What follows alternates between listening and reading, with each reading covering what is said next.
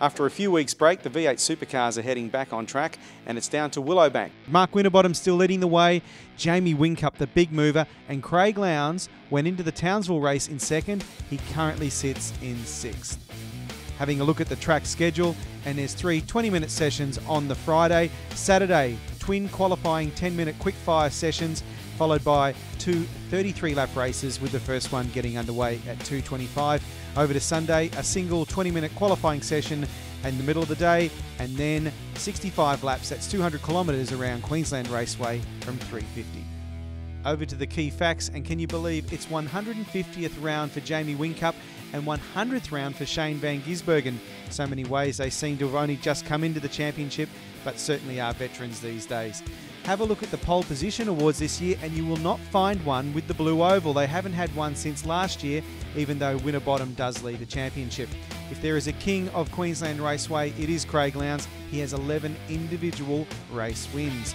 When you go to Queensland Raceway, you have to talk about the track test advantage. Certainly the Queensland teams, including 888, Erebus, and also Dick Johnson Racing, plus Techno, all call this place home. It's also a happy hunting ground for Tim Slade, who turns 29 this weekend. Back in 2011, it was the venue where he scored his first V8 Supercar Championship podium results. But these days, it's no longer his test track venue. Tim, Queensland Raceway always looks simple, but it's pretty tricky, isn't it?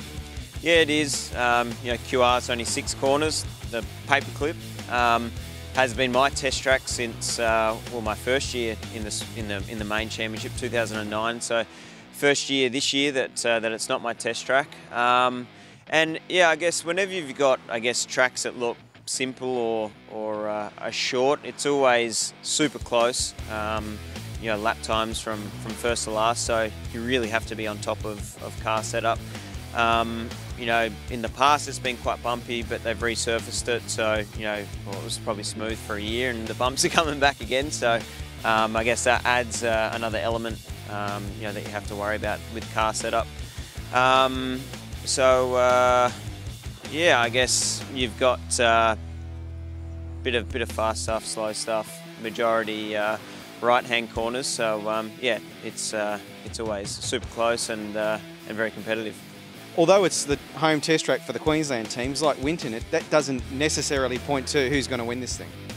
Yeah, I think probably, I know the sport just gets more competitive year after year, and yeah, I don't think it's a huge advantage racing at your test track, because we've seen in the past that some of the Melbourne teams win in Queensland and vice versa. So I think with the way the championship is this year, it's fairly well up in the air. The market odds really show that this is the test track of 888 Racing. Jamie Whincup, $3.60 ahead of Craig Lowndes. Still some good money there for Mark Winterbottom and Scott McLaughlin. If you want to have a real outside roughie, have a look at Lee Holsworth. I reckon that's pretty good money, $67, considering he has one around this year, and they have some engine upgrades, and it is the test track of Erebus. In terms of the championship odds, Winterbottom's still out front, $2.25 from Whincup and Lowndes, and then it starts to blow out. $15 for Fabian and Shane Van Gisbergen, $17 along with James Courtney, and really anybody past Garth Tander, it's not going to happen for them.